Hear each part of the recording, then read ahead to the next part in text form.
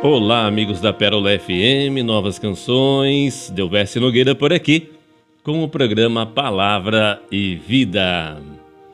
E a palavra de hoje, desta sexta-feira, dia 26 de setembro, é do Evangelho de São Lucas, no capítulo 9, versículos de 18 a 22.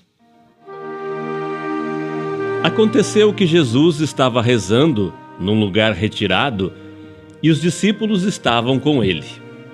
Então, Jesus perguntou-lhes: "Quem diz o povo que eu sou?" Eles responderam: "Uns dizem que é João Batista, outros que é Elias, mas outros acham que és algum dos antigos profetas que ressuscitou." Mas Jesus perguntou: "E vós, quem dizeis que eu sou?" Pedro respondeu: "O Cristo de Deus."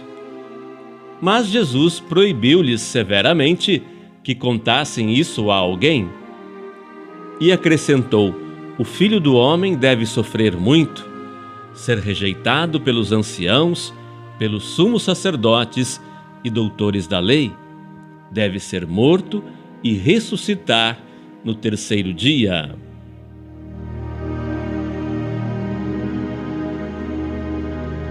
A palavra de hoje nos coloca esse texto da conclusão do período de atividade de Jesus na Galileia.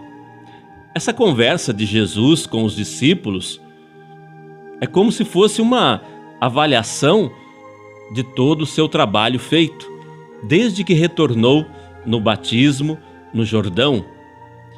E a essa cena segue-se a cena da transfiguração e começa a grande viagem de Jesus com o seu grande grupo de discípulos a Jerusalém.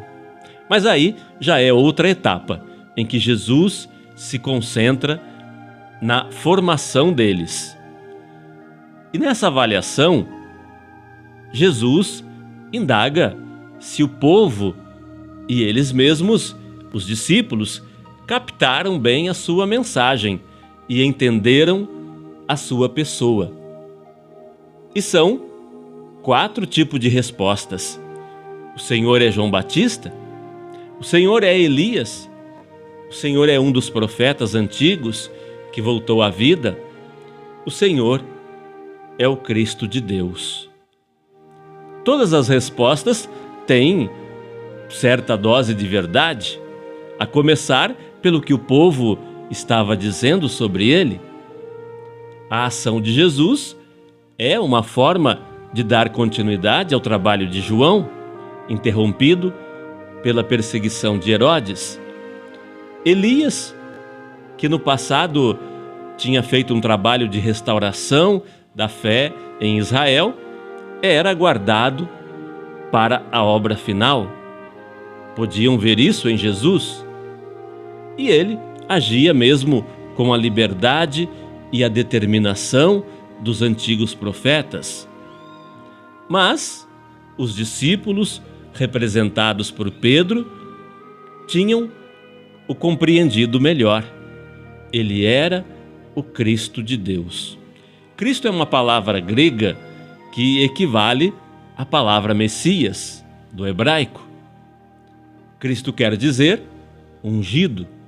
Então, Jesus é o ungido de Deus. Lá na sinagoga de Nazaré, Jesus tinha lido o livro do profeta Isaías e se identificado com as suas palavras. O Espírito de Deus o tinha ungido para evangelizar os pobres e anunciar o reino.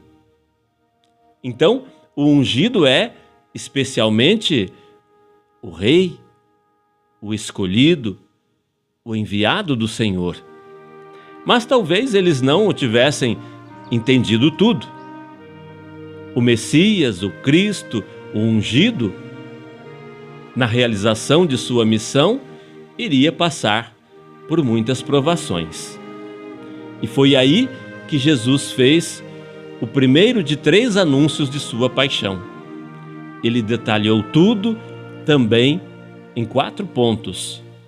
Ele iria sofrer muito, ser rejeitado pelos chefes, morrer e então ressuscitar. Esse seria o caminho do Messias, o servo sofredor anunciado pelo profeta Isaías. Portanto, nada de dizer ao povo que ele era o Messias sem absorver o jeito com o qual ele iria realizar a sua missão.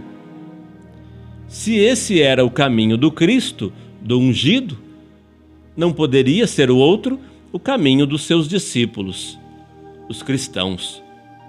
Os discípulos mais tarde começaram a ser chamados com esse título na comunidade de Antioquia.